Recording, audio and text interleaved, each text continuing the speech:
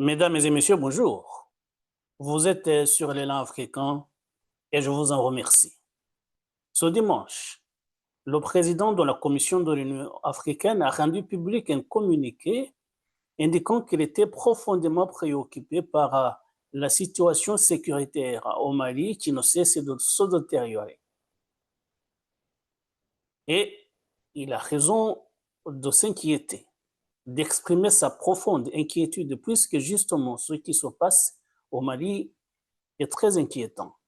Mais pour lui, il appelait à une action internationale, à une réponse internationale pour essayer de contraindre l'avancée inexorable des djihadistes du JNIM, et ça veut dire ce groupe djihadiste, le groupe de soutien à l'islam et aux musulmans. C'est le groupe qui mène des assauts depuis plus d'une dizaine d'années déjà et qui se bat contre l'armée malienne. Et ce qu'on a vu ces derniers temps, c'est que ce groupe est parvenu à imposer un blocus au Mali. Depuis 2 mois environ, le groupe est parvenu à imposer un blocus au Mali en s'attaquant essentiellement aux camions citernes transportant du carburant. A-t-elle enseigné que justement maintenant, le Mali, surtout la capitale, connaît une pénurie sans précédent de carburant. Ce qui a obligé d'ailleurs les autorités à prendre des mesures quand même très sévères, puisque les écoles ont réouvert maintenant lundi, mais normalement, depuis 2 semaines, le gouvernement avait décidé de fermer les écoles et les universités suite à cette pénurie de carburant. Et on avait suivi sur les réseaux sociaux essentiellement, mais aussi dans les médias classiques, on a vu comment la situation était compliquée. On a vu des files d'attente, les gens étant obligés d'attendre longtemps pour pouvoir acquérir quelques litres de carburant, leur permettant évidemment de faire face à leurs activités quotidiennes.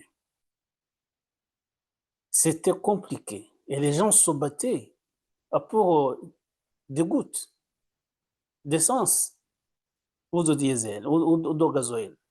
Et c'était justement compliqué.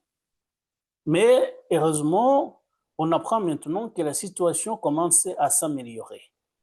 La situation commence à s'améliorer grâce notamment à l'intervention d'une unité militaire composée des militaires maliens, bien entendu, mais également des 2 autres pays du Sahel, l'Alliance des États du Sahel de l'AES, qui sont venus prêter main forte à leurs frères évidemment maliens.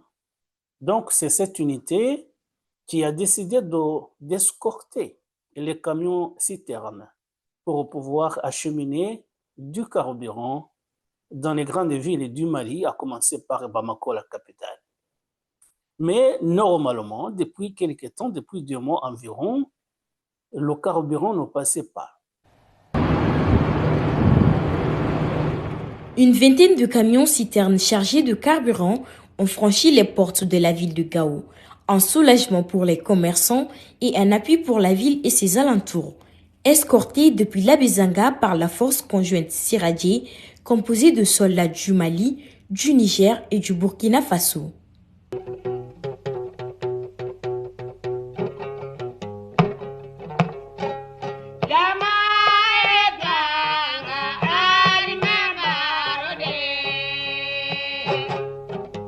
Donc, il y a ce fait d'imposer le blocus aux grandes villes du Mali en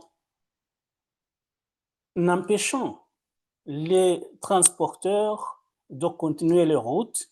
Les djihadistes avaient réussi à bloquer les routes, menant notamment à la Côte d'Ivoire et au Sénégal, qui sont les 2 pays d'où proviennent l'essentiel des biens importés par le Mali, sachant évidemment que le Mali est un pays enclavé. Et que donc, si on est enclavé, on utilise les ports des pays qui touchent à la mer. Et là, essentiellement, le Mali se fait aider par le Sénégal et par la Côte d'Ivoire. Mais jusqu'à présent, les routes menant vers ces deux pays étaient bloquées par les djihadistes. Donc, il y a ce fait de bloquer les routes, mais il y a également le fait d'enlever les transporteurs. Il y a des gens qui ont été enlevés lorsqu'ils étaient justement sur la route en transportant les biens de première nécessité destinés à la population malienne. Et ces gens, les uns ont été libérés moyennant rançon. Il y a par exemple un chauffeur de nationalité égyptienne, on a su qu'il a été libéré lorsque justement sa famille et sa société ont accepté de payer un certain rançon. Ce sont des actes de terrorisme notoires. On aura compris que le groupe JNIM commet des actes de terrorisme. Mais pour revenir à la situation actuelle, évidemment, les gens pensent que la capitale Bamako peut tomber. Ce sont des inquiétudes exprimées par différents observateurs. Mais pour les observateurs, les analystes bien informés, Bamako maintenant a très peu de chances de tomber aux mains des djihadistes. Et pourquoi? Parce que les spécialistes estiment que le mouvement djihadiste affilié à Al-Qaïda n'a pas les moyens militaires de s'emparer de la capitale Bamako. Ce dont ce mouvement est capable, tout simplement, c'est de semer la terreur comme il est en train de le faire. La terreur, d'ailleurs, ouvrons une petite parenthèse, on a suivi ce cas d'une influenceuse sur TikTok qui s'appelait Mariam Sissé, qui était beaucoup suivie sur ce réseau social et qui a été enlevée jeudi de la semaine dernière et qui a été exécutée en public le lendemain, ça veut dire vendredi de la semaine dernière. C'était une jeune fille qui n'avait d'autre tort que d'exprimer ses idées sur TikTok. Et elle a été enlevée, elle a été exécutée en public dans sa ville natale de Tanko, dans le nord du Mali. La jeune fille a été exécutée. C'est un acte barbare qu'a commis ce mouvement djihadiste qui s'appelle le JNIM. Ça veut dire le groupe de soutien à l'islam et aux musulmans. Donc, ce sont des actes destinés à semer la terreur au sein de la population. Ce qui fait dire aux uns et aux autres qu'en réalité, l'objectif premier de ce mouvement est de provoquer le chaos dans le pays, de pousser la population au soulèvement. C'est d'ailleurs ce que disait le ministre des Affaires étrangères, Abdoulaye Diop, qui rencontrait le week-end dernier les représentants du corps diplomatique et consulaire accrédités à Bamako. Il est convenu d'appeler pénurie des produits pétroliers, qui est une pénurie créée, parce qu'en réalité, on n'a pas failli par rapport à nos capacités de pouvoir importer ou exporter ou mettre ces produits à la disposition des Maliens, mais c'est une situation qui est artificiellement créée pour justement obtenir un soulèvement de la population. Sous l'impulsion de son Excellence le général d'armée Assimi Goïta, président de la transition chef de l'État, le gouvernement a pris des mesures fortes, notamment dans le cadre du comité interministériel de gestion des crises et catastrophes, SECOGEC, qui est présidé par le Premier ministre, le général de division Abdoulaye Maïga, qui suit cette question au quotidien et qui a commencé à apporter des réponses et que progressivement, en tout cas, ce qui est convenu d'appeler la pénurie, il y a encore des perturbations, mais le carburant arrive dans le pays, arrive à Bamako, arrive progressivement dans les autres endroits du pays. Pour lui, donc, on a compris, c'est une situation provoquée, destinée non pas à mener une lutte classique en vue de prendre la capitale Bamako, mais tout simplement pour provoquer la chaos, pousser la population au soulèvement. Ce sont des propos du ministre des Affaires étrangères, Abdoulaye Diop. Mais quand on essaie de voir justement, quand on essaie de lire entre les lignes de ce que disait Abdoulaye Diop, on comprend que ce n'est pas seulement ce mouvement qui veut provoquer le chaos, qu'il y a derrière des soutiens. Vous savez, au mois de septembre, à la tribune des Nations Unies, le premier ministre malien Abdoulaye Maïga et le ministre des Affaires étrangères algérien, M. Attaf, se sont lancés des invectives, on l'a suivi, des invectives qui ont sérieusement défrayé la chronique.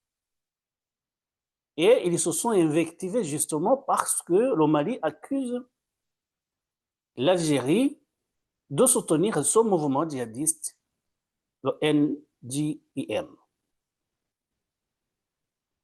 Et on voit maintenant qu'après justement cette scène d'injures publiques, on a vu maintenant que le mouvement semblait avoir une autre ampleur. Est-ce que c'est l'Algérie qui est derrière ces actes de blocus? Personne ne le dit maintenant publiquement. Même les autorités maliennes, ces derniers temps, n'accusent plus l'Algérie. Mais je suis vu plutôt certains Maliens, non pas les autorités, mais certains Maliens estimaient qu'en réalité, c'est la France qui est derrière ce mouvement maintenant. C'est évidemment une accusation très difficile à accepter. Je ne comprends pas maintenant que la France puisse armer un mouvement terroriste, puisque je le dis, je le répète, les actes qu'est en train de commettre ce mouvement sont des actes terroristes. Est-ce que la France, justement, même si on sait que la France connaît des problèmes, des relations tendues, inamicales d'ailleurs, avec le gouvernement actuel du Mali, issu du coup d'État, qui a demandé à l'armée française de quitter le pays, est-ce que la France irait jusqu'à armer ce mouvement que moi je qualifie de terroriste? Difficile à voir, difficile à comprendre. Mais dans tous les cas, j'ai vu certains Maliens, notamment sur des réseaux sociaux, estimer que c'est la France qui est derrière ce mouvement, que si ce mouvement semblait avoir un peu plus de force maintenant, c'est grâce à l'appui de la France. Évidemment, je laisse à chacun le soin de se faire une opinion là-dessus, mais je dis tout simplement que j'ai vu des Maliens accuser la France, pas le gouvernement malien, mais certains citoyens maliens accusent énormément la France d'être derrière ce qui se passe maintenant. Quoi qu'il en soit, on peut se réjouir du fait que maintenant la situation est en train de s'améliorer. Je disais tout à l'heure que les écoles ont réouvert lundi, après 2 semaines de fermeture. C'est du moins un signe que la situation est en train de revenir à la normale, mais pas totalement à la normale, puisque Bamako, effectivement, commence à respirer un peu, mais dans d'autres villes du pays, dans d'autres parties du pays, la situation reste très, très difficile. Les Maliens, on peut les plaindre maintenant. Ils connaissent une situation compliquée. Et comme justement pour mettre un peu, accentuer la terreur que ressentent maintenant les Maliens, les Occidentaux, ça veut dire les États-Unis, la Grande-Bretagne et la France, sont en train de demander à leurs ressortissants de quitter le Mali. Et normalement, quand on voit les étrangers partir, quitter le pays, nous avons connu d'autres situations dans des cas similaires. Lorsque les gens voient que les étrangers sont en train d'être évacués, les gens craignent le pire. Et c'est pour cela que certains disent que Bamako peut tomber. Mais comme je le soulignais tout à l'heure, les spécialistes estiment que le mouvement djihadiste a très peu de chances de s'emparer de la capitale Bamako. Tout simplement, c'est un mouvement qui est en train de jouer sur la peur des gens, de pousser les gens au désespoir en vue de provoquer un soulèvement de la population qui signerait, selon ce mouvement, selon les estimations de ces rebelles, qui signerait peut-être la chute du gouvernement malien actuel, du gouvernement de transition. Et donc, on verra ce qui va continuer de se passer. Mais dans tous les cas, on a fait cette émission puisqu'on a suivi justement la déclaration du président de la Commission de l'Union africaine qui s'inquiétait, qui exprimait sa profonde préoccupation. Évidemment, il n'est pas le seul, mais quand on essaie de suivre, on comprend que la situation est vraiment chaotique. La situation est chaotique et les gens ne savent plus quoi faire, puisque vous le savez justement, le carburant est le nerf de toute activité économique maintenant. Sans carburant, il n'y a pas de transport. On ne peut pas voyager. Il est difficile de se rendre à son travail, puisque même si vous n'avez pas de voiture, vous prenez le bus, vous prenez les transports en commun, et tout ça justement nécessite du carburant. Et quand il y en a très peu, on comprend, mais les autorités préfèrent privilégier ce qu'ils appellent des services essentiels, à commencer par les services de sécurité, l'armée, la police. Et puis, les activités civiles peuvent attendre. Donc, c'est ce qui est en train de se passer au Mali.